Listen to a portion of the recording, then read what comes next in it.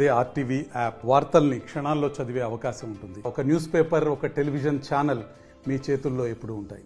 ఈ ఇందిరమ్మ ఇండ్ల సర్టిఫికెట్స్ కొన్ని ఏవైతే ఇస్తున్నామో మీరు గుర్తుంచుకోవాలి. ఇందాక పెద్దలు చెప్పిండ్రు 300 ఇందిరమ్మ ఇండ్లు ఇచ్చినాం మనం. కేవలం కొంపల్లి గ్రామంలో జానారెడ్డి గారికి ఇవ్వడం జరిగింది. ఇప్పుడు ఇందాక లింగారెడ్డి గారు చెప్తుండే పెద్ద ఊర్లో ఆ సర్టిఫికేట్ తీసుకొని పోతే 4-5 లక్షల వరకు రుణం ఇస్తున్నారని. అంటే ఆ విధంగా చూసుకుంటే జానారెడ్డి గారు కాంగ్రెస్ పార్టీ ఇచ్చిన 300 ఇండ్లకి మన కొంపల్లి గ్రామంలోనే 15 కోట్ల రూపాయల రుణాలు వస్తాయి. ఒకవేళ మీరు వాటిని అది తనఖా పెట్టుకుని మీరు అది చేసుకుంటే తదనుగుణంగా మీరు కూడా అభివృద్ధి చెందేందుకు కానీ మీకు కావాల్సిన పనులు చేసుకునేందుకు అది ఉపయోగం. ఇందాక లింగారెడ్డి గారు పెద్దలు చెప్పినట్టు కేవలం ఈ ఇండ్ల స్థలాల పంపిణీయే కాదు, మనకి 10 ఏళ్లలో ఒక్కటంటే ఒక్క ఇల్లు కూడా కట్టలేదు. ఎలక్షన్లప్పుడు మాత్రం వాగ్దానాలు ఇచ్చేయడం జరిగింది. వాగ్దానాలకి కొన్నిసార్లు మనం మోసపోయినాం, కొన్నిసార్లు తేరుకొని మళ్ళా వాళ్ళని తిప్పికొట్టినాం కూడా. కానీ ఒక్కటంటే ఒక్క ఇల్లు జానారెడ్డి గారు ఉన్నప్పుడు మన కాన్స్టిట్యున్సీలో 33,000 ఇల్లు కట్టించారు. కానీ 3 ఇల్లు కూడా కట్టేయలేకపోయారు 10 ఏళ్ళు టీఆర్ఎస్ పార్టీ గవర్నమెంట్ లో ఉంది. కానీ మేము అధికారంలోకి వచ్చిన సంవత్సరం కాలం లోపలనే మన నియోజకవర్గంలో 3,500 ఇల్లు ఇవ్వడం జరుగుతుంది. మళ్లీ వచ్చే దఫాలో ఇక్కడ ఉన్న అర్హులందరికీ రాకపోవచ్చు, కానీ ఎంతో అంతమందికి ఇప్పుడు జేబులో 10 రూపాయలు ఉంటే మన ఇంట్లో ఖర్చు పెట్టుకోవాలనుకుంటే వాళ్ళకు కూడా ₹1 దీనికోసం, ₹1 దానికోసం ఏ విధంగానైతే ఖర్చు పెట్టుకుంటామో అదే విధంగా ఇక్కడ ఉన్నోళ్ళు కూడా ఎవరికైనా ఇల్లు రానోళ్ళు ఉంటే మీరేం అధైర్యపడొద్దు, లేకపోతే మీకు చేదో ఛాన్స్ కోల్పోయినా అని మీరు భావించొద్దు. తప్పకుండా వచ్చే దఫాలో మిగిలిన అర్హులకు కూడా వాళ్ళకి ఆ ఇల్లు ఇవ్వడం జరుగుతుంది. పార్టీలకు అతీతంగా ఇవ్వడం జరుగుతుంది, కులాలకు అతీతంగా ఇవ్వడం జరుగుతుంది, మతాలకు అతీతంగా అందరికీ న్యాయం చేసే విధంగా ఇల్లు పంచడం జరుగుతుందని మనకు సమానంగా తెలియజేస్తున్నాం.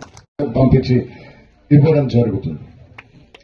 ఇక మన తిరుమలగిరి మండలం అన్ని మండలాలను కన్నా కూడా దూసుకుపోతున్న మండలం మన నియోజకవర్గంలో అభివృద్ధిలో ఏదన్నా ఉందంటే అది తిరుమలగిరి మండలం అని చెప్పేందుకు చాలా గర్వపడుతున్నాను.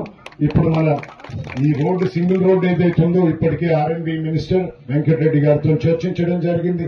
తప్పకుండా దీన్ని డబుల్ రోడ్ చేస్తాం. అది మన అల్వాల్ అడ్డ రోడ్ నుంచి ముకుందాపురం వరకు డబుల్ రోడ్ పెట్టేసే ప్రపోజల్ పెట్టినాము. అతి త్వరలో పనులు కూడా కొనసాగుతాయి.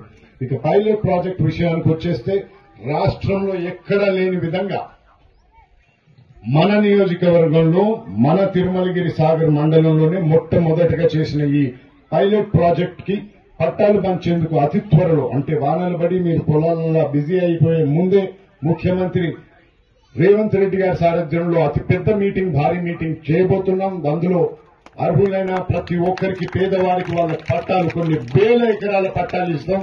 తద్వారా మన రాష్ట్రం మొత్తం కూడా నాగార్జున సాగర్ నియోజకవర్గం వైపు చూస్తుంది. రాష్ట్రంలోనే నంబర్ 1 నియోజకవర్గంగా నాగార్జున సాగర్ నియోజకవర్గాన్ని తీర్చిదిద్దేందుకు మేము, మా సభ్యులు, మా పార్టీ సభ్యులు, పెద్ద మనుషులు అందరం కృత నిశ్చయంతో ఉన్నాం. అందుకు మీరు సహకరించాలి.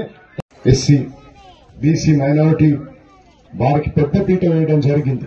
కాంగ్రెస్ పార్టీ ఎల్లప్పుడూ కూడా పేద ప్రజల వైపే ఉన్నది. పేదల ప్రజల కోసం కష్టపడ్డది. పేదలకి ఉపయోగపడే సంక్షేమ పథకాలు తీసుకొచ్చింది. అది ఇప్పుడు తీసుకొచ్చిన సంక్షేమ పథకాల గురించి కాదు. మనం నెమరేసుకుంటే 2004 నుంచి కూడా చూసుకున్నా కూడా ఇప్పటి వరకు కొనసాగుతున్న అనేక పథకాల్లో అవన్నీ కూడా 2004లో తీసుకొచ్చిన పథకాలు.